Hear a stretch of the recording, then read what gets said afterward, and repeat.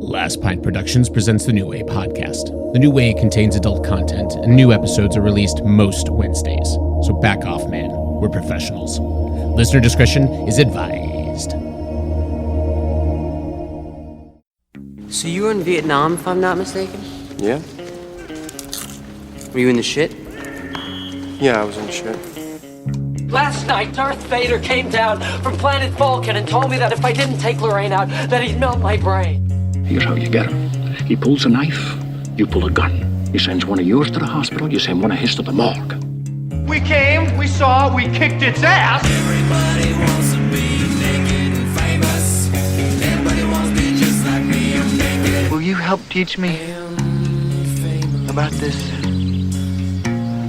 What is it? A new way? Hello and welcome once again to the New Way podcast, where we break down pop culture so you don't have to. I'm your host, Matt Schenk, joined to my left by Mr. Benny Dubs. I'm here. And on the Zooms, Nikki SC. How's it going, gentlemen? Well, hello there. Hello there, all. Hello. I thought Ben was going to dial in, but he's there in person. I am here. He faked it. I faked it. Actually, Wow. that was just because I accidentally left the mic at work. So I was on the way home, and I was just like, God damn it. Gotta share personal space I gotta with share- Matthew. yeah. Yeah. Actually, I gotta go all the way over there to Matt's place where he's super hospitable, and where I had beers waiting for him and soda waters with new flavors he hasn't tried. The Yeah. shoes are already off. The Tootsies are actually, no, I'm still flailing dressed in in the wind. work attire. I think this is wow. the first time Ben has had closed-toe shoes in on the podcast. Probably. I think this is the first time that Wow. the feet His have been shoes covered are up. on? His Yeah. shoes are on? Shoes Wow. are I on. got shoes are on. Shoes and Straight from socks work. on. Like, just, I mean, those dogs are ready to be unleashed So at this he point. he sat down 10 seconds ago. Was what you're saying. Yeah. Ben, you have 2 minutes to remove those. Make yourself comfortable. I want good energy today. I'll just rub them on something in the studio after I take them off. That's your solution to everything. Yeah. Rub your feet on it. No, just rub anything on it. Just rub something on something. So gross. I hate everything that's Interchangeable. happening so far. What's funny is that actually this is a Ben hologram that we're testing out Yeah. for our new technology. So I'm actually in the studio right now. yeah, it's pretty good. It's pretty And good. he's playing Coachella. I was talking to Ben just before we got on air and realized, like, I have a list, and I was talking to you about this as well, Nick, this week. I have a list of just topics I have been waiting for us to talk about or would like to talk about. So I think we're going to come up in the next couple of weeks or so and do one of our geek The speak. Gilded Age? Industrialization? Absolutely. Of course. No, we haven't done An episode where we talk about all the things. just like whatever things we want to get to. There are some I'm going to do on The today's Great Awakening, podcast. laissez-faire. I love it. Let's go. Yeah. Let's dig deep. The New Deal. We have a whole bit on the New Deal that we've really been like chomping at the bit to get to. So, well, Yes. just- Second wave industrial imperialism in the late 19th century. if you guys want to hear our That's Hamilton, the new theme New of the Deal, Ghost album. Wish I was joking. Yeah. And you love it. So I I do sure do. want to start off with something I've been waiting for a couple of episodes, and this is something that this happens to me like once every year and a half or so, and it's a byproduct of the time that Nick Santa Croce lived in my house with me. Something goes. There's a byproduct that he left that's still here. Yeah, you can only see it with the black light, but I know it's there all the time. I would scrape all my boogers behind his headboard. So gross. God, you made me think of something even grosser. I can't even go into on air, but it's good. I'll save it for later. But so like a few weeks ago, I wake up in the morning, and in my bedroom, I have an Alexa device. Hopefully, I don't set her off in the other room, but it's called Echo in my bedroom. And to turn on my light in the morning, I say Echo, good morning, and that turns on my light. Now, I don't know what happened, but I go... Echo in my bedroom, the R. Kelly biopic. So I say, like, God. Echo, good morning, like I do every morning and have for the last, several years. And all of a sudden I hear, like, talking in the living room. And the first thing I hear is, go fuck yourself. And I am like, what the hell was that? And then it goes into like a news report and there's music. Alexa's Breaking Bad. And I can't figure. And my first thought is it's in the room, so I'm just like, Alexa, stop. And it's like, well, so I'm like, Alexa, stop. I start screaming in my bed, like, Alexa, stop. And I can't figure out what's going on. It's because it was the fucking Google that Nick programmed. So this is what I woke up to. I just want you all to hear what my morning started with. And I couldn't figure it out because it was in the other room. So how did he program this? Like what? Well, I'll tell you the part he programmed. Very carefully. I'll tell you how he programmed the first part. But here's what happened. Okay, Google, good morning. Hi, go fuck yourself. It's 8:58 a.m. Currently in Boynton Beach, it's 66 degrees and mostly cloudy. I'm like, Alexa, Today, stop. there'll be scattered showers Nothing. with a Alexa, forecasted stop. high of 79 and a low of 66. Alexa, stop. Have a great day. Here's the latest news no, Alexa, from stop. CNN News Briefing at 8:30 a.m. today. Hello from CNN. I'm Fez And I'm like, Jamil with Alexa, the 5 enough, things you stop. need to know for Thursday, January 20th. Go fuck yourself. Yeah. Investigators say Pope Like, no, Benedict no. XVI knew about No. priests who abuse No, children. no. They I were don't want back when it's he was 7 a.m. I Archbishop don't want to of hear Munich about in all this. So this is going on. So what happened was the Google thought it heard its name and it did its good morning routine, but it calls you by your name. And Nick programmed my Google to call me go fuck yourself. So when it wants to know what my name is go fuck yourself. So I just wake up of like someone in the other room being like, hey, go fuck yourself, and then like telling me the weather, and then about So this is happening at the Pope. other end of the house. This is I'm in my bedroom. This is happening at the front door where the Google device is. So the front door heard you. Could your neighbors hear you? Well, so what it was funny is, first of all, I forget that I even have the Google, so I'm just yelling Alexa, and then I'm yelling all the different names I have for like the ones in different rooms. I'm All part of the plan. I'm trying to get all of them. Before I realize it, I actually do have a small Google device in my room that I don't ever use, and that's what. But it played through the main speaker, so like it heard me in the bedroom. But I am screaming at 7 a.m. in my bedroom, like, Alexa, stop! And it's like, and it literally goes into like a whole thing about the Pope and children being not molested, good. and I'm like, Not what? good. And it's got this like jazzy CNN music behind it. It was the worst. I'm not wake-up I've had in a while. gonna lie. When the news report first started, I thought it was Nick, something Nick had recorded. That would That's be the next amazing. step. That'd be diabolical. But yeah, that will truly cement my standing as comedic genius. This is just dipping my toes in the pool. Just you wait. This is revenge for you hiding those cricket boxes. That's one of my Whatever they greatest were. pranks ever. It was the I most. forgot about the cricket box. The most.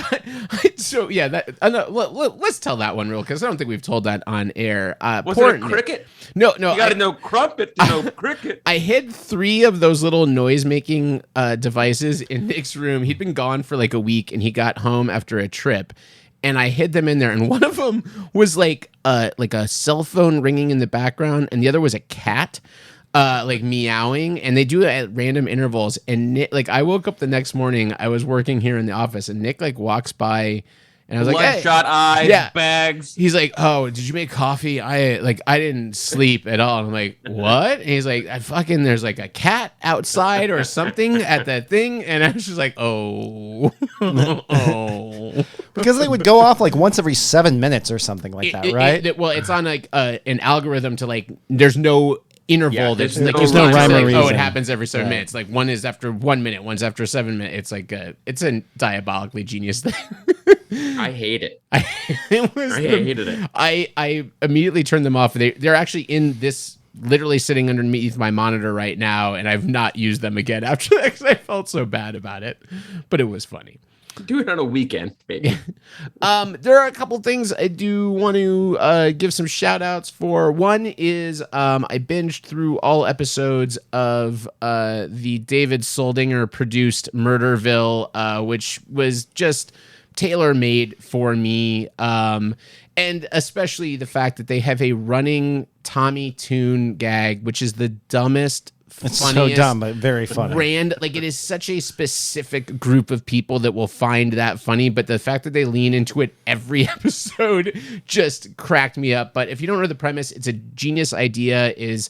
Will Arnett is playing a detective, and he has a new partner every week that is a celebrity, and the celebrity has no script or anything. Everyone else around them has a story, a script, and all these things. The celebrity just shows up and has to kind of wing it, and guess who did it by the end. Well, it's so funny because I did text Dave after I'd watched the first couple episodes the first night it was available, and he was like, well, yeah, it's kind of niche. I was like, okay, so first off, I worked at one of those murder mystery dinner places, okay? And I also, on the nights they didn't do that, I was required to do improv comedy. This could not get more niche than like something that I absolutely love. So I was just like, and I mean, it's still trending on Netflix, so it's definitely it's niche great to yeah, it's doing great. Because I think I talked to a couple people who didn't understand the concept. They thought that the whole thing was improv. I'm like, no, everybody else has their marching orders. Like, Will Arnett's supposed to play off of the celebrity, but they have a place they have to get to in every scene. Yeah, it's a murder mystery party meets Curb Your Enthusiasm. It's one of those cheesy murder mystery dinners that you go to and you spend $40 and you get terrible food and some people have a good time. Well, the thing I also really like about it is that they lean into the idea that this is like there's no like world like keeping the world building like sacred, so they break a lot. There's eventually they get to a few running gags with the actual people that are the cadavers, where they're like trying to get the cadavers to laugh and keep all of that stuff in the show. Like I think it's a really kind of fun, great concept. I hope it gets another season pickup. I was surprised by the number of just the frequency of male full frontal nudity though. I did not see that coming at all. What's funny tasteful. is I have seen two things in the last 2 weeks that have had gratuitous full frontal male nudity. The other likely being Pam and Tommy. That Pam and Tommy and Jackass right, there you go. are very dick forward. Just wait until you take our friend Ryan's advice and dive into Euphoria like I did.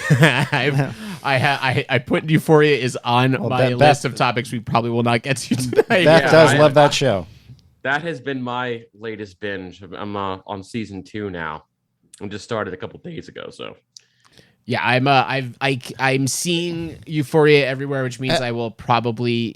This is a question for you guys because I don't know if you're similar or not. Because I've kind of realized there are a lot of things I have on my list of stuff to watch, but then certain things will leapfrog it for no other reason other than I don't want to be spoiled by it. So like Yellow Jackets was something that I probably wouldn't I didn't need to watch immediately when I heard about it, but then everyone was talking about it and I'm like, it's gonna get spoiled for me. I want to watch it. And it had such a good soundtrack. You had to check it. I just don't run in circles where anything would typically get spoiled for me unless somebody like posted something random on like Instagram who I follow, but even then I'm not only on there every few days.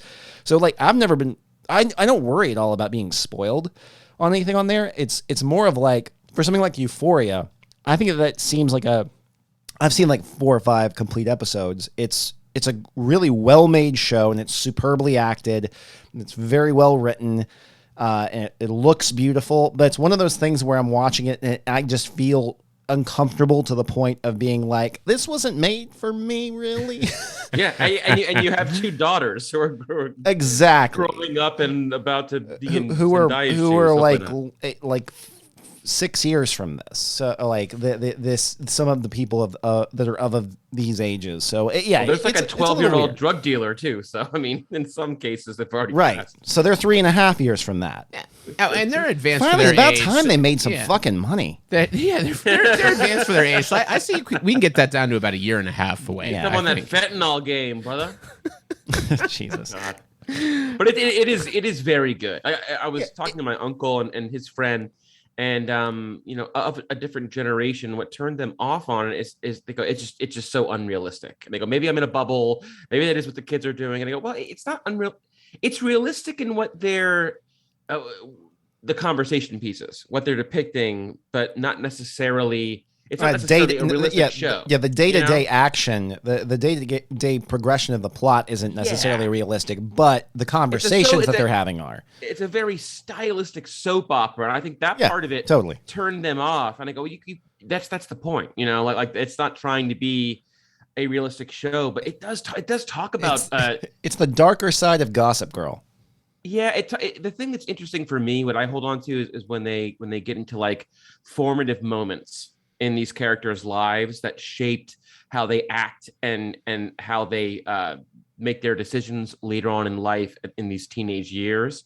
Especially the ones who aren't acting out of malice or but it's just what they know or a combination of what they've seen, how they were raised, and it all leads to this behavior and how we're conditioned to how drastically different things are now than they were 20 years ago. Right. It's really well done. Yeah like but I said, it's dark. It's definitely it's a very draining. very well made show. I have a hard time watching it. It's definitely not something I can binge. If I was watching one episode a week, I might be able to do it, but even then I'm kind of like It's kind of like Magnolia. It's you watch it, you're enjoying it, and you can recognize how well done it is, but I had to take a break. Let's not compare Euphoria to Magnolia. besides the fact that the names in a lot of ways it's very similar. Well, that's like a yacht rock adult version of Euphoria, and Euphoria is the. Oh, God. I'm watching Ben. Skrillex. What are the kids listening to these days? Ben is like visibly shutting down. Just you've taken his will. You've broken my brain. Broke him. Just wait until we get into the topic. Oh yeah, that's it. We do have a fun topic. I've got, like I said, there's a lot of stuff. What's kind of funny with the Murderville thing also though is that like we are in the. It took a while to get there, but like with all of the true crime podcasts and everything, it took a while to get into the murder mystery thing, and now it's all over that. Like you've got starting with Knives Out, and then Only Murders in the Building. It's having a renaissance right now. Like it's big. I think true crime murder is so hot right now. Well, but no, like true crime podcasts and like true crime shows really kind of brought that back a little bit, I think. Mm-hmm. And so, because now you had. I mean, I'm not going to bring the whole thing back to something like Serial, but you have these things where everyone is like grabbing every little clue and trying to, digest and discern exactly what that thing means and this thing means. And then you have people who are creative who are just playing with the concept out there right now. Yeah. But that was the whole thing, is that Rian Johnson at one point said, he was like, I didn't think I'd ever be able to make like an Agatha Christie movie. And sure enough, like they ate it up. Like they ate the script up. Well, yeah, and was able to make it, and now he's got a $400 million Netflix deal. Yeah, and you've got Kenneth Branagh doing his second Hercule Poirot. But what's interesting, when Ryan had recommended a show to us called The After Party, and what I like are seeing kind of these spins on the genre, and The After Party is really kind of interesting because it is a whodunit. But each episode is about a different character, like their version of what happened tonight, and it's done in a movie style that fits their character. So like the Ike Barinholtz one, it's like a Fast and Furious action movie. And the Alana Glazer one is like a suspense and horror one. And then the best so far is John Ralphio himself is a High School Musical episode, which is probably the highlight of it. But it's really a fun way to play with that genre. Is Hannibal Buress in that show? No, it's oh gosh. I mean, I know I saw the trailers and stuff when it came out. Sam Richardson. Sam Richardson is the. No. I mean, I'm confusing because Hannibal Buress is in either another show that's coming out or just came out. Well, and I was confused as well, as I thought when I saw the preview for the After Party, I thought it was a movie. I didn't know it was a series. Right. And that kind of caught me off. But yeah, they've gone through the first 4. It's on Apple, I believe. But yeah, it's worth your time. There's some really funny bits in it. But I like anything where you get to play with a genre each episode, and that's a fun way also to say like, oh, we're going to show the different points of view. Let's make it so that it's like everyone's the star of their own movie, right, and it's this kind of genre on it. There were lots of things this week, Oscar nominations, a lot of things. We'll probably get to those next time. I will say I did send this text out to maybe to Baron, my brother, and I. We were very surprised that Licorice Pizza did not get a cinematography nod. And I was most surprised. My brother sent me the text before I even saw the nominations, and I'm like, oh, it must have gotten shut out of everything, but it didn't. I thought maybe it was up for literally everything else. It's nominated for everything else. I can't for the life of me figure out what they didn't like about of all the things that are not problematic in that movie, the cinematography is like the one I would have given that flick. So it's very interesting to me. But yeah, who knows? We can do a full breakdown. I think closer to the actual Oscars and what we think about that, because I actually I think the Academy might be broken, you guys. It's yeah. I mean, there are some damn good movies up for. I mean, Coda's up. Well, I can't remember, and it's probably going to be the lowest rated Oscars of all time. And I would say for the first time in like past 7 years, I am actually motivated to try to see all these Best Picture nominees. It really has been, I feel like, a standout. Despite everything, truly, that list of Best Picture noms are that's about as strong a 10 nominee for Best Picture the Oscars have had in recent memory. I really can't think of a better one. And it runs the gamut of what I want to like about the Oscars, of this idea of having these different things represented in the Oscars, and and that is why I do like that bigger Best Picture. Opening up that category to more than 5 nominees, I think makes that a more interesting thing to look at for sure. In some years, and yes, in 1 year out of 10, it's like, this is why, and this is exactly why you open up the field. But then next year, it'll be Jackass. I mean, that's why Nicole Kidman goes to AMC to experience that type of magic. How dare you? How dare you drag national treasure Nicole Kidman through the mud? International treasure. And listen, for all of our listeners at home, if you have not been to a movie theater lately, which is understandable, Google the Nicole Kidman AMC Theaters promo. When I saw it for the first time, it truly was shocking to the system how corny and horrible it was. She's in this gown walking into an empty sticky AMC theater, talking about the magic of film is meant to be, that's what it's like in Australia. And then she walks in and no one's in the theater but her. It's the weirdest, creepiest, most hilarious advert. They're like, what's going to get people back in the theaters during an unprecedented pandemic? Nicole Kidman being creepy by herself. That's going to do it. I go to the theaters now hoping I will find a theater that has only Nicole Kidman in it, and then we get to hang out and that's my fantasy God. Is now there. It was just a promo for the 20th anniversary release of The Others. I will tell you what I'm tired of watching before every fucking movie I have seen in the theater for the last 6 months is the preview for the Channing Tatum movie called Dog, which I'm sure looks like a fine movie for whatever it is, but I don't know what marketing team is on it. It has been in front of every movie from Licorice Pizza to it called Dog. It has been in front of A24 movies. It has been in front of Jackass. It has been in front of Licorice Pizza and Spider-Man. They're casting a wide net there. That's the power of Dog. It is. I've never seen a preview more in my life that I'm like, I can quote the movie for you at this point. And it's one of those that also tells the entire story in it. Have you seen The Power of Dog? Not yet. Not yet. This weekend. Well, I was just gonna say I started it. I have not finished I'm wondering if at any point you really just thought, that's the power of Dog.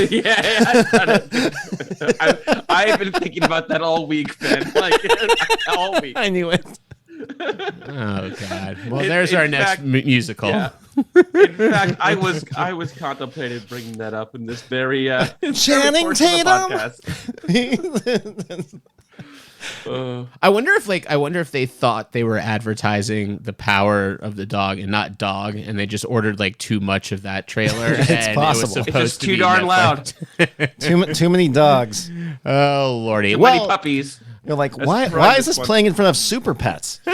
Well, speaking of The Power of Love, which is an iconic power ballad rock song from a movie, we are talking about a topic that we have definitely skirted around many times on the podcast and talked about certain things, but we have never done a specific episode on movie soundtracks. Now, we need to be clear on a couple of things because there's a difference between score and soundtrack, even though soundtrack often is used to describe score, which bothers me a little bit. Yeah. But basically, we are talking. We've done Matt and Nick problems. Yes, we have talked about many times about scores on here, which is basically a composer, someone that's orchestrating music to follow along a movie. We're talking more about what are songs that are used in a movie in an interesting way. And there are kind of subgenres of this as well, as whether or not the music is being made specifically for the film or if it's just in the 90s.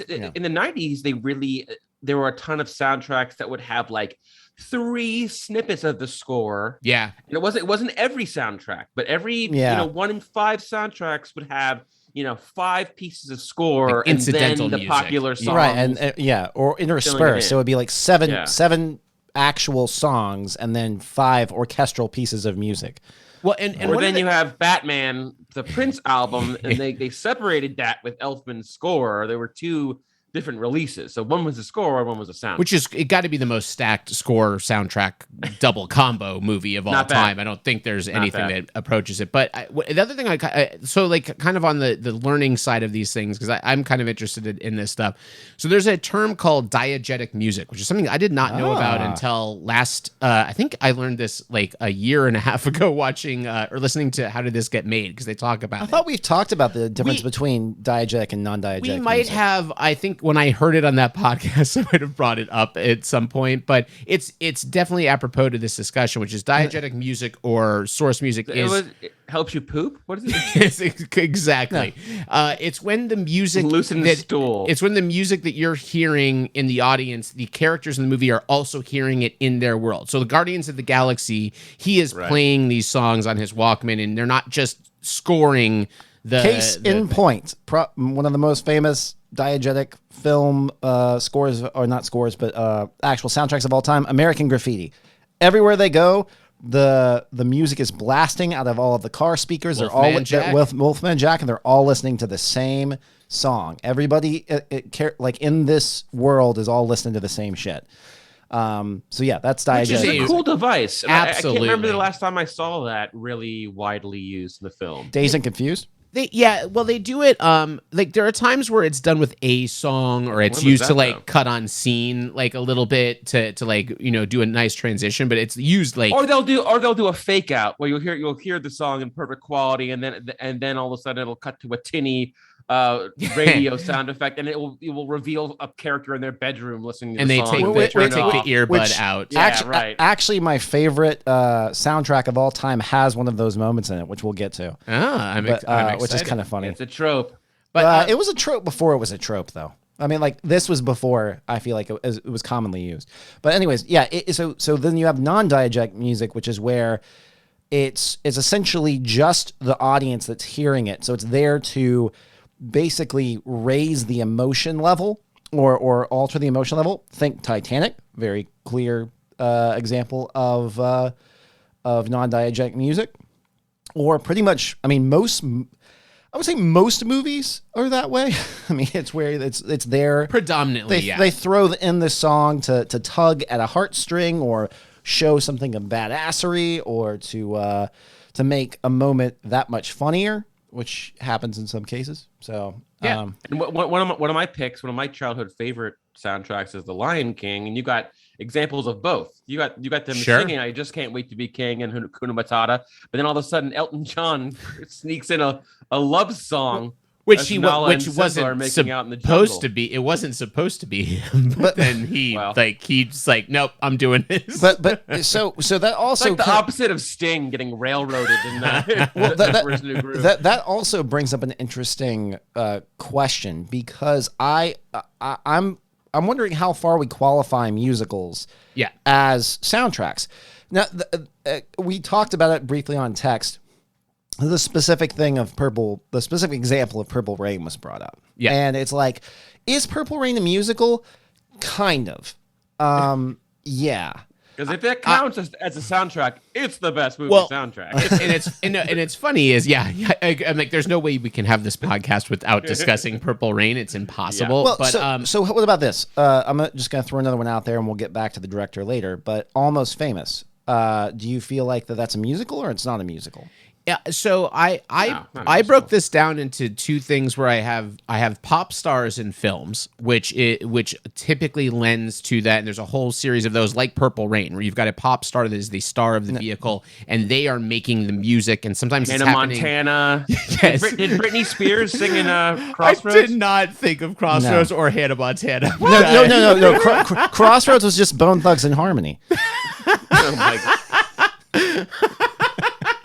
God, that was wonderful. Thank you both for that. But so that you've got, and if pop you think stars, that's the last Bone Thugs and Harmony reference in the podcast, just wait. Well, as you've got the pop stars in film, and then you've got kind of non-musical musicals where you've got something like Dirty Dancing or Footloose, where the characters aren't really singing these things, but like the music it populates it of it. Yeah, so, it populates it. But I think those are very clearly soundtracks. So those are soundtracks that are populating everything. What I'm talking about is actual, like, for example, Saturday Night Fever. That's not a musical. Like, that is a soundtrack. Like the Bee Gees, which is still, I believe, is it the number one? What is your argument? What is your argument for? I'm saying some people would say that something that's actually a musical where people are on screen singing, which is we said we weren't going to do a musical, but I mean, you've got something like 8 Mile. I don't think 8 Mile is a musical. Almost Famous. I don't even remember someone singing in Almost Famous. I mean, they sing Tiny Dancer and they sing their own songs. Well, but they sing all their own Fever songs. Dogs. That's the thing. They sing all of their own bits. Yeah. So like you're saying Baz Luhrmann's doesn't count if they're singing already established songs. That's a really good example. That's on my list of bad movies with great soundtracks. You can always count on that. You can always count on good music from a Baz, whether you like the movie or not. Well, it's interesting though, because it's a musical. It is definitely a musical, but it's because they're repurposing pop songs. It almost feels like it breaks all of those rules. If there were rules. But you've got Romeo and Juliet that does similar things with that as well, though. Where not with characters, the music. There's Mercutio singing along to the Cardigans. For like 3 seconds. Well, those 3 seconds made that Swedish band a household name, Ben. I mean, listen, Romeo plus Juliet is a divisive film, but yeah, I listen. I think there are going to be a lot of things that are on the bubble for everything on these. But yeah, I think it real quick, another one. Ready? The Point. Where do you put The Point? That is the characters don't sing, but Harry Nilsson tells the story through song throughout. And it was made for the movie. It's a soundtrack in the purest sense. The songs were written for the movie. Yeah, and that's why I count. I mean, among the first soundtracks I ever owned, right? Nightmare Before Christmas, Lion King, Aladdin, Beauty and the Beast. Those are musicals. All of those. Now, see, musical. I don't think back then you would have. The characters are singing. I think those are. I think those are Disney musicals. Like I think those aren't soundtracks. Musicals. Well, I don't know. I think you've got to have. So part of it, I think, is that there needs to be. I think the song needs to be able to exist outside of the film itself. How about this? You have you have Lion King and like American Tail, right? What if the qualifier is if there's a version of one of the songs that was re-recorded by a famous pop star like Bill Medley or somebody else, and it plays during the credits with Linda Ronstadt. That's a soundtrack. That's a musical. That's a musical. That's a soundtrack. It's a musical. No, but why do they say a feature film soundtrack then? Nick, if all of the characters in Titanic sang along to Celine Dion, it would be a fucking musical. I would watch that cut of that movie as well, for sure. But if the characters sing in character, it's not them singing along to another song that already exists. It's a musical. They're progressing the plot within the context of the song. And I would argue that Almost Famous counts as soundtrack because the moments of them singing are actually small, but they sing other pop songs in it that are used as that soundtrack. The only thing La La Land doesn't count. That's a music. The only thing I would actually qualify about Almost Famous is some of the songs are original. Some of the songs are just like acoustic Nancy Cameron, former Nancy Cameron, his ex-wife, songs that she wrote, and then a few pop songs. It's not like a fully fleshed out soundtrack. It doesn't really feel like to me. It's not in the same way that many other Cameron Crowe films are, because arguably one of the most influential soundtracks, not one of the best selling, one of the most influential soundtracks of the 90s was the soundtrack for Singles.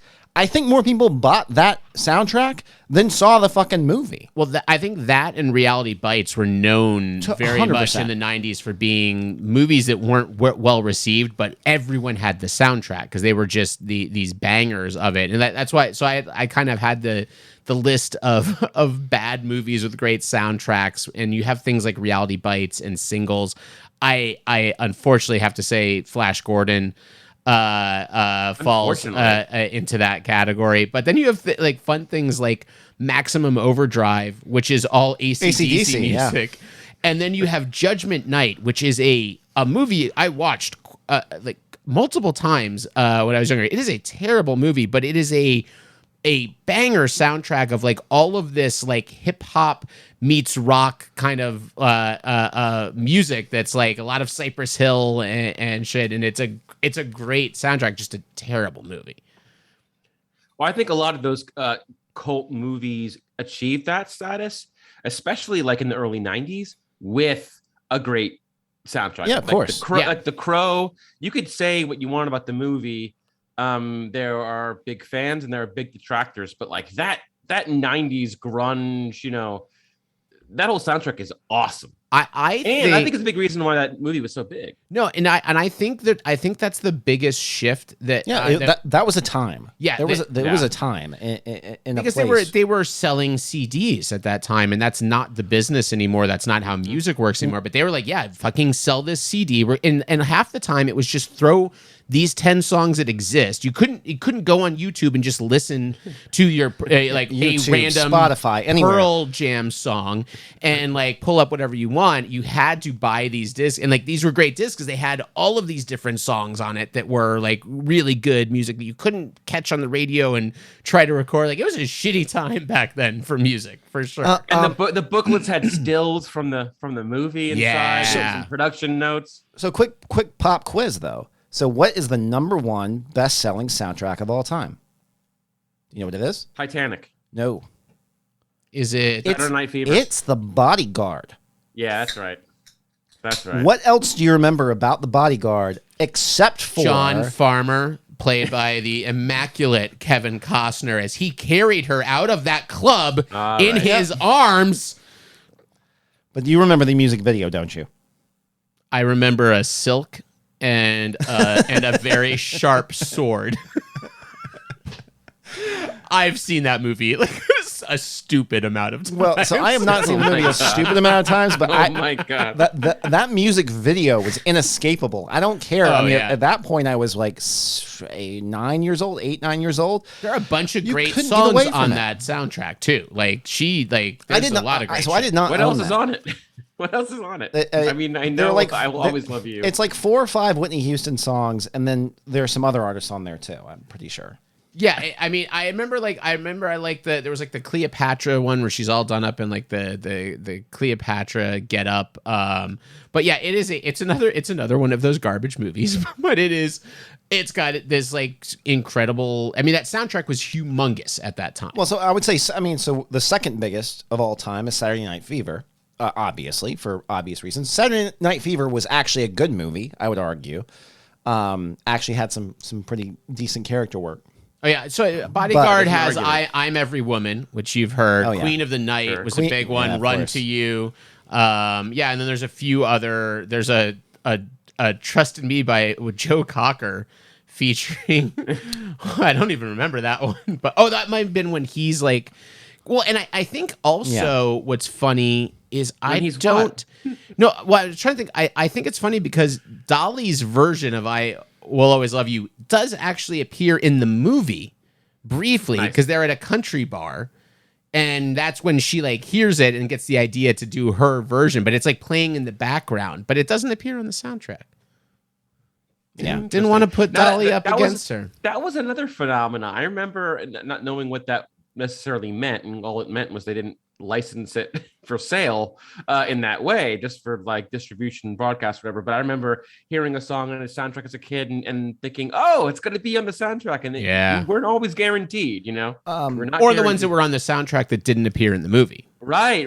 Exactly. I mean, in the Nightmare Before Christmas soundtrack, Sir Patrick Stewart is the narrator, and there's a whole epilogue that talks about Jack Skellington years after the events of the story. Also a musical and not a soundtrack. Hey, all right. Speaking of Kevin Costner,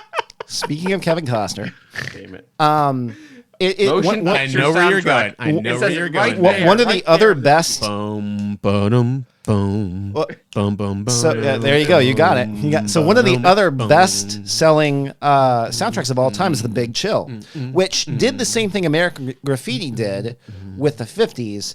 It did with the 60s, basically, and more salad tossing. It repopularized all these songs. Salad in that scene in the kitchen. I remember. That's not where my brain went. I was like, I don't remember. Yes, that William Hurt and Glenn Close tossing each other's salads. Did Jeff Goldblum get his salad tossed in The Big Chill? Is that what it's about?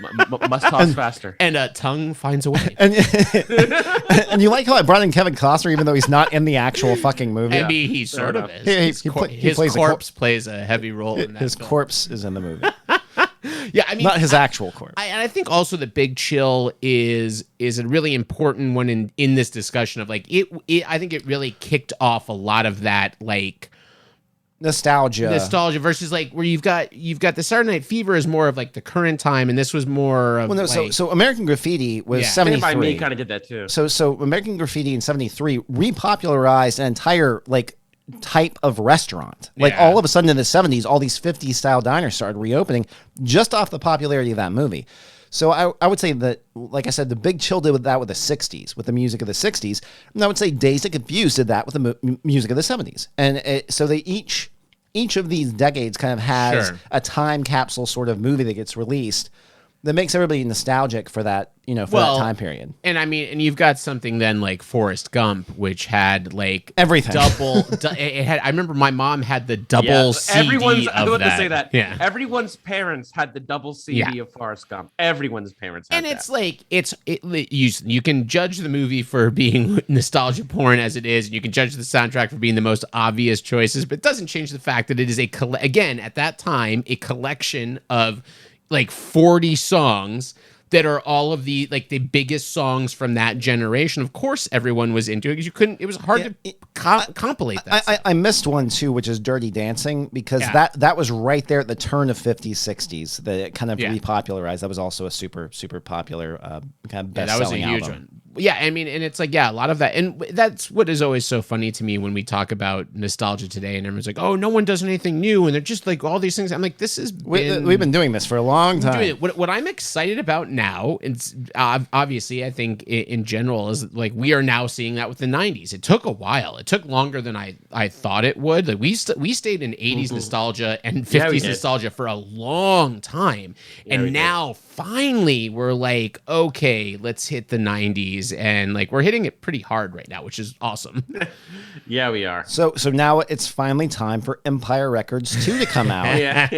Populated by an all 90s stars. Jen Blossoms, Better Than Ezra, they'll all be there. Speaking of, I'm seeing Better Than Ezra in 2 days. Oh, really? For $10 at Garlic Fest. Not what? I saw the Mighty Boss Tones. They're playing at Old School Square? No, they're not playing Garlic Fest is in Wellington this year. Oh. Garlic Festival, get some names, man. Get some names. I was like, Better Than Ezra's playing. Listen, 7:30 to 9:30, and tickets are $9.75. All I'm saying is, look. No one is banging down the doors to see Better Than Ezra. But like to see them at $9 and get a garlic beer at the same time at a campground in Wellington. I'm super excited. I'm taking my kids.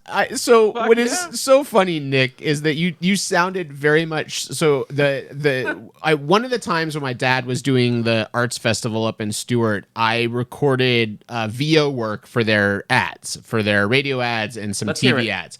Let's hear it, Matt. Well, I had Todd Rundgren and the Lovin' Spoonful, and then it was like penetrating a horse, softly but deeply. But it was cut against people like talking about what a good time they had at Arts Fest, which would be exactly like what you just said with the Garlic Fest. Like Garlic Fest is getting the things.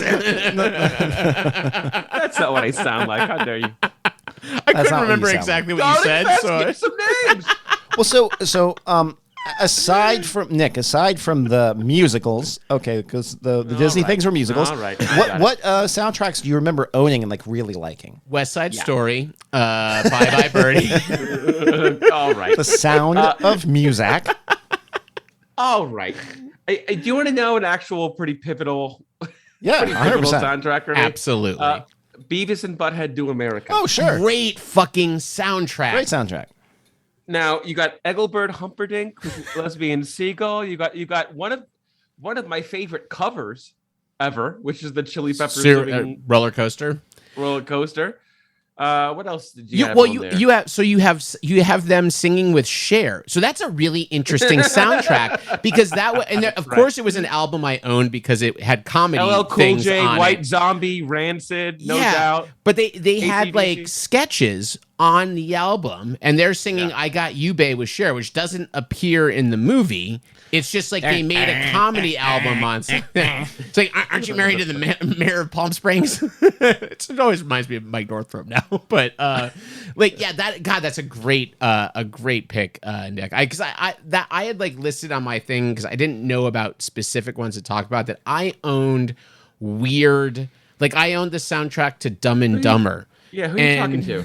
That had some great Crash Test Dummies. It absolutely did. That's a really good, and that's another quintessential 90s soundtrack that wasn't necessarily like a best of the 90s, but was very 90s and opened a lot of people's eyes to other bands. Like that was kind of more in that vein.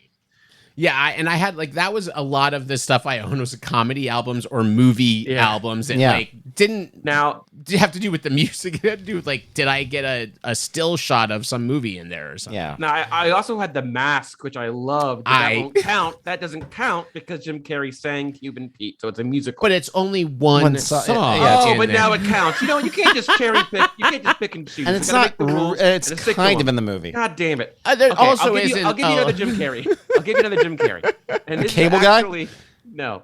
That's hey man, nice shot. Sure.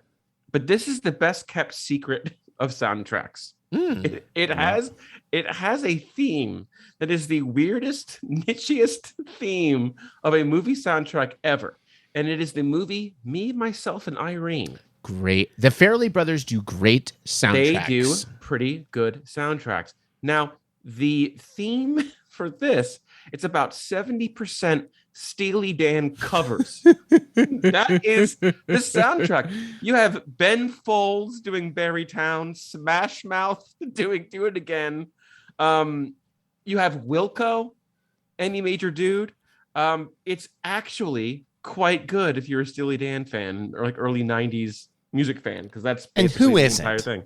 And who is it exactly? No, I was a big, obviously, a fan of the comedy. So I had their soundtrack for the Rhode Island movie. What the hell's the name? The one they didn't even direct it; they produced it. And there's something about Mary, and they always had really off kilter choices of artists in there. I mean, Myself and Irene is an interesting one because that's probably the most like stacked mainstream bands they had there, but like you said, they're playing on a variation, like on a theme, which is kind of amazing to do something like that. You know what the kids want? The kids want contemporary. Gotta get gone, gotta get going.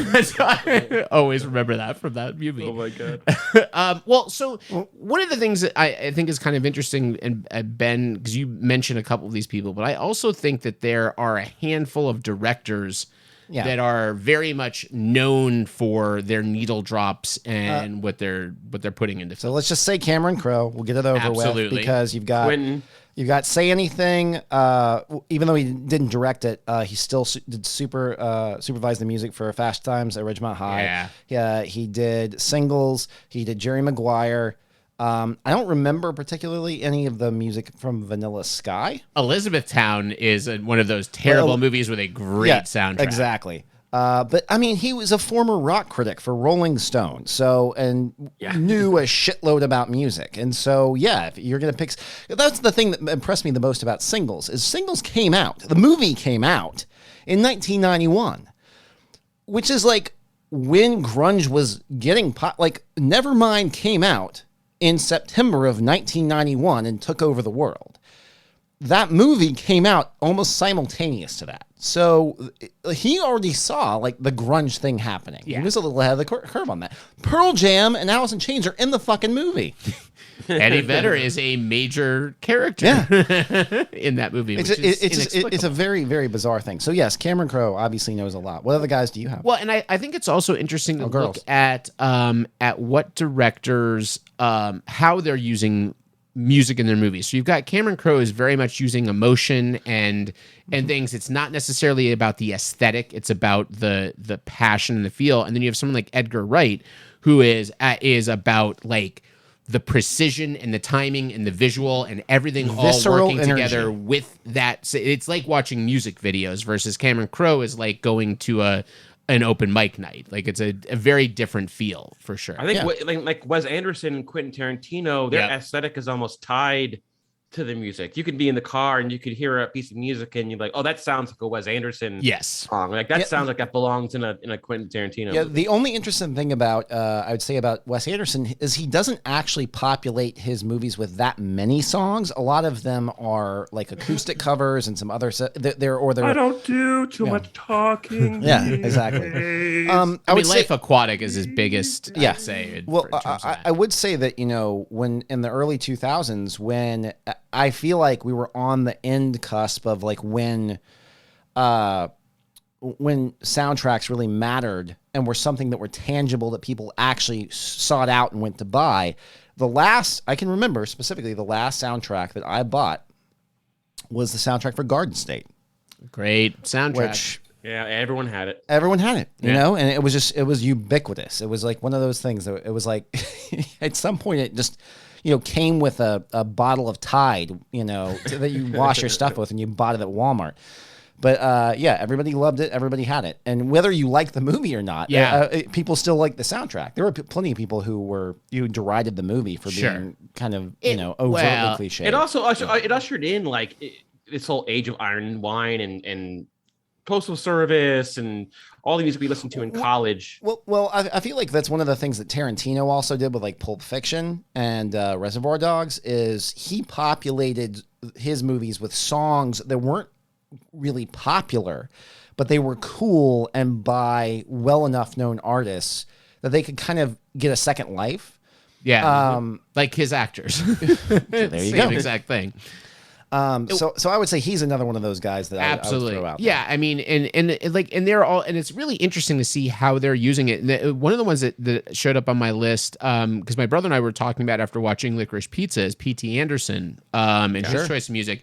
And there's a in a film called Magnolia. Well, but there's a counterpoint that I would love to sit and listen to back to back is his choice of music for Boogie Nights versus his choice of music for Licorice Pizza, because you've got Boogie Nights is every song is a banger, and on top of that, songs are tied to iconic scenes. Yeah, 100%. So you hear that song later on in the car and you think about a suicide, or you think about like a pivotal scene. That is like when the soundtrack hits the peak. That's like peak soundtrack producing. And I will say why I think it's interesting to look at those two side by side is Licorice Pizza does the exact same thing, but it does it all with big bands and really deep cuts. I Shazammed through the entire movie because I would hear a song and I'm like, Clarence Carter, baby. I'm like, Clarence Carter. I know this is the Doors, but I've never heard this. Shit, Clarence Carter. I've never heard Clarence this Carter's Doors the main song. in it. It's crazy. Everyone knows "Strokin'" and "Backdoor Santa," but like he's very well respected. Half of his songs are, and to me that makes sense. That makes sense for P.T. Anderson. That kind of character. Half of his songs are farce and self-aware, and the other half basically catapulted him into like a legend of soul. It's amazing that it's the same person. Yeah, well, and it's also interesting to look at those two movies in his. I mean, you're looking at movies that he's created 20 years, 30 years apart from one another, and kind of the idea of like how he's approaching that same era and those same kind of themes and ideas and what he's choosing to do with it. I think that's always a really interesting because he's sort of like the bridge between Cameron Crowe and Edgar Wright of kind of it is both stylized, but it is also both very emotional and very heartfelt. Like it's crazy. A good point. Yeah. And I would say like next to Guardians, I would say Scott Pilgrim is definitely my favorite recent air quotes soundtrack to come out. Well, that was actually my next question was, do you have a favorite soundtrack of all time? Which is because I had a feeling that Guardians could obviously come up. We've talked about it before. Yeah. I think it's Harder They Come. It's all reggae. Jimmy Cliff. It's one of the best like reggae albums ever compiled. Jimmy Cliff is in this movie, and okay. Bear with me. So, does documentary count? Can I say Buena Vista Social Club and just get it over with? Stop it. In addition to directors, I noticed there was a common thread with two of my favorite soundtracks as an actor. Any guesses? Well, no. John Cusack. I got Grosse Point Blank and High Fidelity as two of my favorite soundtracks in college. I listened to those a lot. Fun fact, coming back to Harder They Come, Grosse Point Blank, not unlike the Me, Myself, and Irene soundtrack, which was comprised of Steely Dan covers, Grosse Point Blank was heavily populated with covers of songs from Jimmy Cliff's Harder They Come. So those two soundtracks are obviously winners for me because you basically have all the original reggae songs in this classic soundtrack. Once again, Nick steals my thunder because Grosse Point Blank is my favorite soundtrack of all time. I was gonna say Ben was about to go down on you as he heard you say two of his favorite John Cusack. No. And honestly, I had kind of forgotten about High Fidelity, which does have a great soundtrack too. But no, Grosse Point Blank. The reason why I can tell you that it's my favorite is because I'm a Jimmy Cliff fan too. Well, I still remember I saw Grosse Point Blank when it came out in 96, 97 in the theater. And I was not super, I had never been immersed with some of the music of the alternative music of the 80s, like the Specials and the Clash and all of these bands that populate were so. That's really my jam. And the songs were so cool. And I was like, man, this is such a killer soundtrack. And it was so popular. I don't know if you remember this, but they had the single version.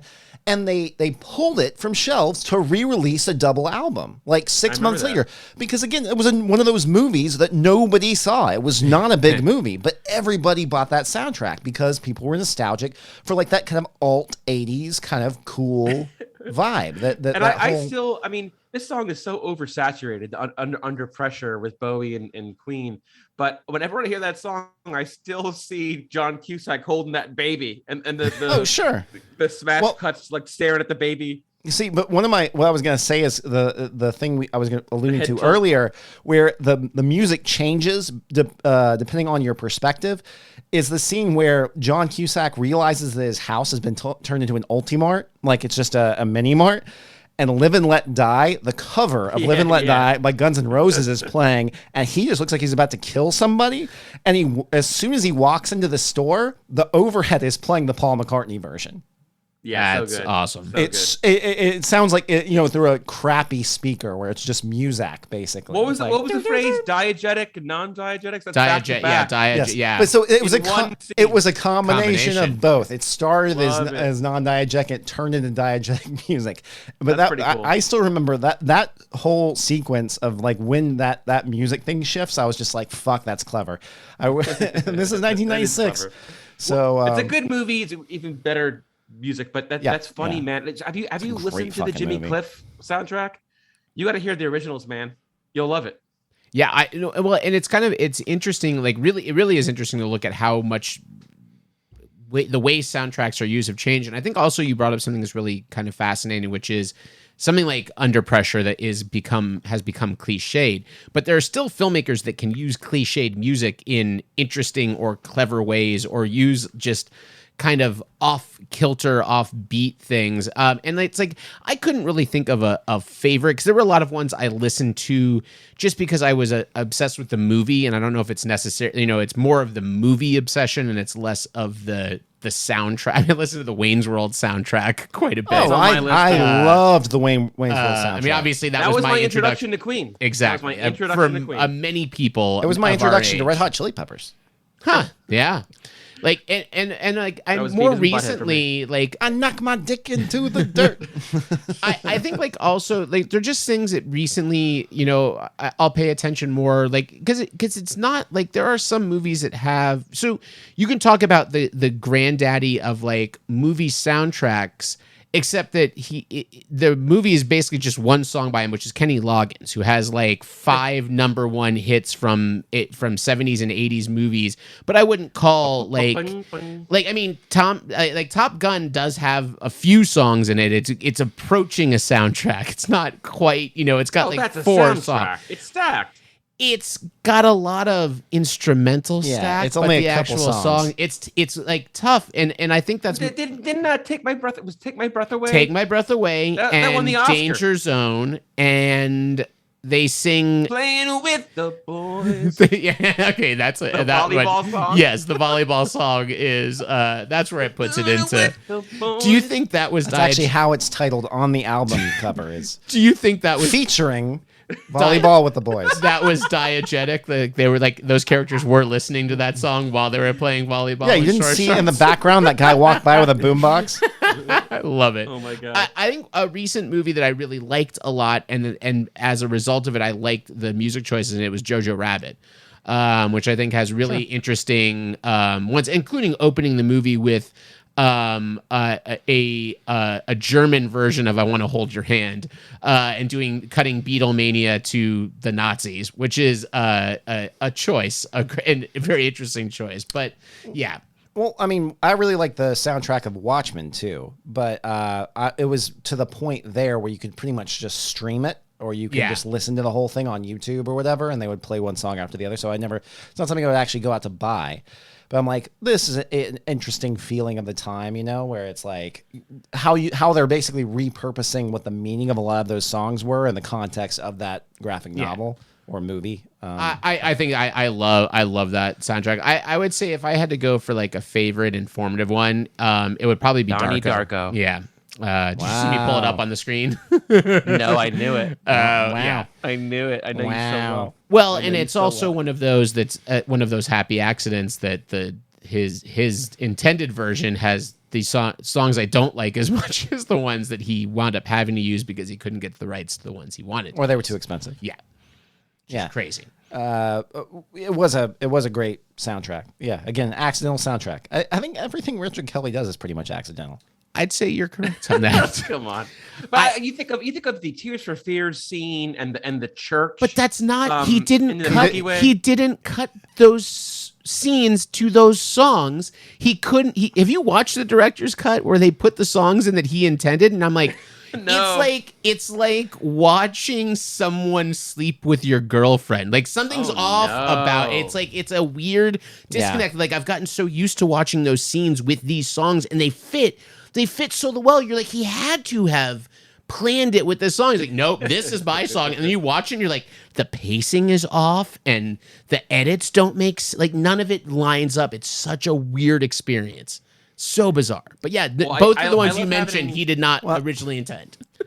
I love having editor friends that talk about this process, and it always at odds with the music supervisor, then with the director. It's a when you have a really good soundtrack, I think what is underestimated is just how much work and politics are behind the scenes. Oh, 100%. Out the door. Which is one of the reasons why, in a lot of these films that were trying to populate their movies with songs, they would end up paying a band that they had on a correlated label, like how a Universal film, would take a band that was on one of the Universal labels, say, hey, we're going to pay you X amount of dollars, go in and give me a song. Well, and we're going to put it in the movie. Well, which is how... Or they lie to you if you're Matt Mahaffey and working on Shrek and just signed to DreamWorks Records. Right. And the DreamWorks thing is, They go, Matt, this is great. We got DreamWorks movie. You're just signed to DreamWorks Records. You're releasing your new album with us, Ornament and Crime. Here's what we're going to do. We're going to let you write the opening song to the Mike Myers animated film Shrek. Really cool. And he records everything. And they end up going with Smash Mouth. And after that happened, a domino effect happens to this poor guy. The album goes nowhere. They lock it up in the vault. They decide not to distribute it. He was the singing voice of Captain Hook in Shrek. Did you know that? Yeah. Yeah. And what's funny is you described, and I don't know if there are others like it, but that is one of the few good movies with terrible soundtrack. And I don't know if there are a lot of those where you have like pretty good films that just have very bad music. Well, I mean, Smash Mouth went through a run of movie soundtracks. They made a lot of money just off that. Right. Me, myself, and Irene. I'm a believer. Yeah. But I was also going to say, I mean, it's when they were populating all of these movies with, random bands that were in their catalog coming in to record or do a cover of something like that. That's how you end up with a band like Ben Folds 5 recording a song for The Truth About Cats and Dogs. That was literally just them pissed off about having to be in a studio for 3 hours, so they call the song Retarded, and it ends up on the actual soundtrack. Wow. And then later they were like, that was a bad idea. Yeah. That's attempting to torpedo yourself in a poor way. The fact that they re-released it on like their like Deep Cuts album that came out 2 years later, but they just the whole song's awful, but they just retitled it Bad Idea.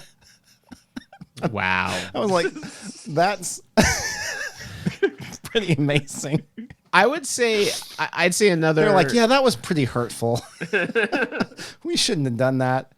Yeah, it's like, it's interesting. And really, it's so funny going through kind of the list of how many of the ones I looked at are from the 90s. Like, it really is that heyday of, I mean, over half of the things we've talked about on this podcast episode have been the 90s. And even like there are things like Clueless, which I think has great great soundtrack. There were certain songs that were like, well, The Faculty. Ben wants to talk about this one. I still have the literal, the tactile CD of The Faculty in my CRV currently in my car right now. I could go get that CD. We are on the same page when it comes to this topic. I think that we are really, because who doesn't want to hear Creed cover Alice Cooper? Come on. Who doesn't want to hear an updated version of Another Brick in the Wall written by a bunch of guys? Class of 99. Class of 99, that's right.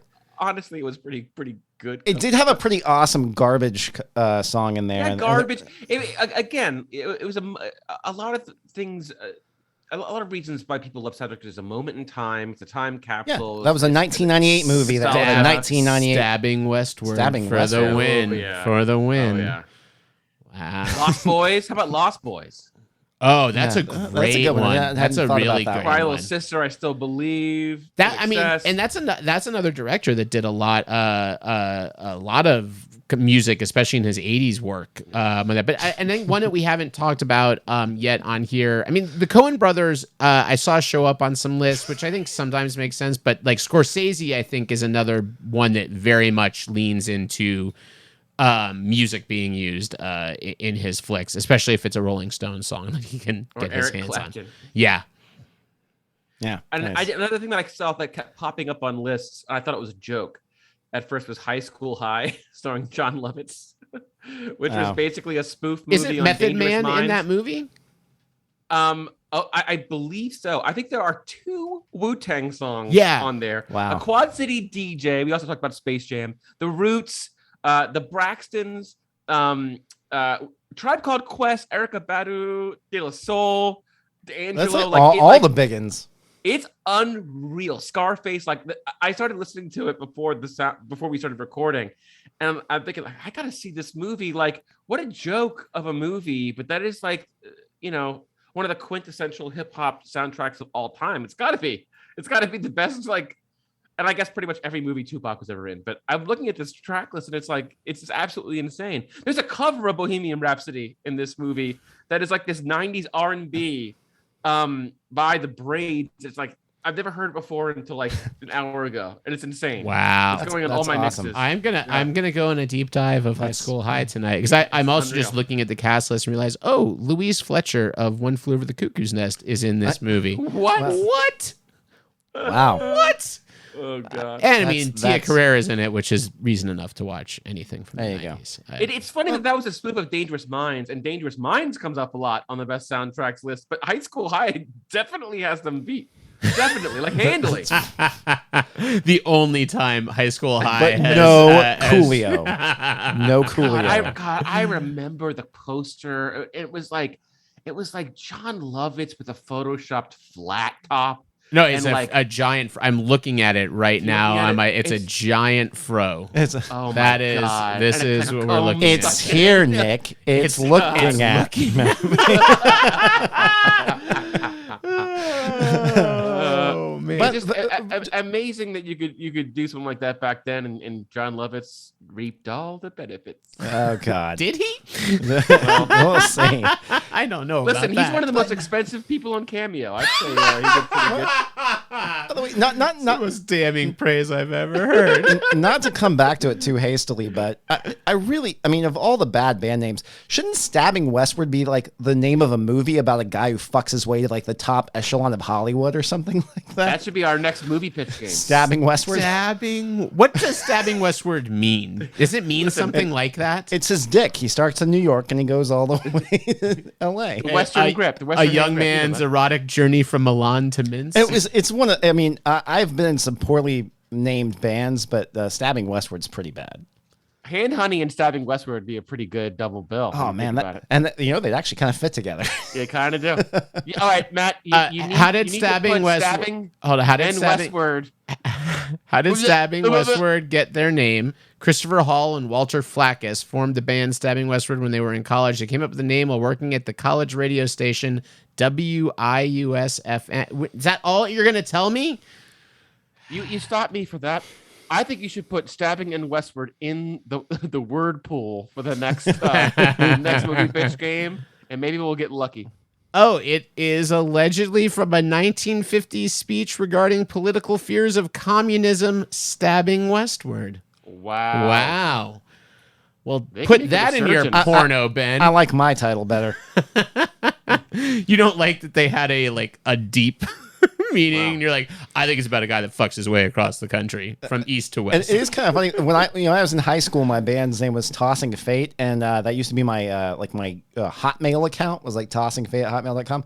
And I didn't realize until after I'd become friends with people from Great Britain that I was just like, oh, everybody thinks I'm gay because tossing is a means if you're a tosser or you're tossing. That's the Tossing Fate, like it's your fate to be gay.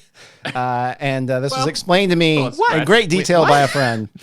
I'm more confused than I was at the beginning. It was. Well, I'm just letting you know. A lot of people were very confused, and I was like, "Oh, it doesn't mean anything like that here." But it's a bad band name. Thank you for letting us know. Sting's original name was the Bobbies, and then they told him what it meant, and he had to change it. Huh. No, I'm joking. Bobbies is police in the UK. Yeah. Oh, good for you. That was way louder than I expected it to be in my headphones. But you know what that means. It's time to wrap up our podcast. Does anybody else have any other needle drops? I mean, lost of translations. Are we counting the point? Are we counting the point? Yeah, I will. I will count the point. That's top three. If you haven't seen The Point, we talked about it before. Go see The Point. You have to remind me every time when you talk Or about get the point, to the point. what the point is, because I forget that that's the Harry Nilsson. Harry Nilsson, I think, took a bunch of acid and wrote a kids' film. They animated it in the 70s and did all the music. It's fantastic, and it's one of the songs is sampled by Black Delicious. Wow! On the album Blazing Arrow. How many? My Arrow. How many of your choices were animated, Nick? Out of curiosity, I'm seeing about 97%. Well, I had Space Jam, and you didn't count Lion King. And it just seemed there were a lot of ones that kept popping up that were animated films. I thought that was interesting. Well, you can't forget heavy metal. Oh my God! Wow! Oh my God! That's really good. I can't believe I didn't think of that. Yeah. Well, on that note, Blue Oyster Cult, Journey. Yep. I'm Hagar. really excited that Nick mentioned Beavis and Butthead because I will. Yeah, that totally. is probably what I will be listening to tonight when I go to sleep. But also Wayne's World. Thank you, Yeah. Matt, for Wayne's World, because that was there were many a sleepover where we would listen to the Wayne's World soundtrack from front to back when I was in 3rd grade. And that was my first PG-13 movie ever. So my memory is like very tied to the music, to the movie, to everything about it. Front to Back is the sequel to Stabbing Westward. It's like The Hobbit, front to back and back again. Nothing? And the, really? and the, sis- Okay, and the sister fine. band, Two in the Pink. Any more treats? Nope, we're all done, Ben. okay. That's a show. So I want to thank you so We're much all for listening to the New Way podcast. We'll be doing as close to weekly. You may have noticed there's a slightly different adult content warning that I rolled out last week. I'm no longer going to announce audibly when the episode is recorded, but if you're curious, it will still always show up in the show notes on whatever podcast app. Do people care about that? People were like, why are you telling us when it was recorded? Oh, okay. And I'm like, because we record things in advance. They're like, we know. I was like, okay, I guess we don't need to do that. Why are you always preparing? Just do it. Just trying to be professional. It's I think having it in the notes, just saying, hey, this is when it was recorded, that's good enough. And That's maybe good. I think you should also include the time. from when to when it was recorded, Yes. and exactly how long from that point the podcast will continue to go. Yeah, I would like to get back Was at some Mercury point. in retrograde? I will get back at some point to our crafty, fun adult content things. Because the other thing that we gentlemen need to be working on, lest we forget, is we owe these fine people some musical episodes. Yes, we do. Coming up. And I would like to make a commitment that by the end of March, our loyal listener and their friend will get a musical episode from the New Way. I would like to say that a movie mentioned this evening was one of the things I first started working on with the musical episodes. So there's a tease, Wow. which is not going to be the actual musical episode, but I will have a little preview of what I was going to start working on. It's the volleyball song from Top Gun. I hope. No, it's Magnolia the musical. It's clearly the John Lovitz vehicle.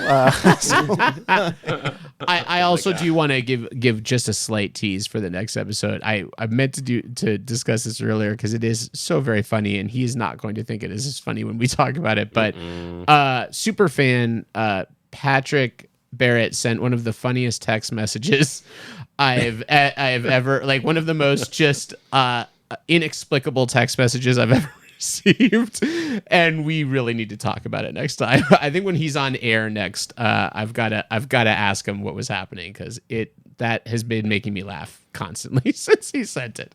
Anyways, thank you so much for listening, and we'll talk to you next time. Cheers. Cheers. You know, Nick, I used to count down to the cheers, and you chastised me, and you chided me, and you told me you didn't like the countdown, so I stopped. I don't like it. Doing the countdowns, and you don't hit the mark of the cheers anymore. Sorry. I'm like Last Rum Tum time Tugger. you weren't even in the cheers. It was just barely Ben. It was mostly me. I'm Rum Tum Tugger, baby. You offer me pheasant, I'd rather have grouse. You know it is. Man alive. Cheers. Well, all right, cheers. Cheers.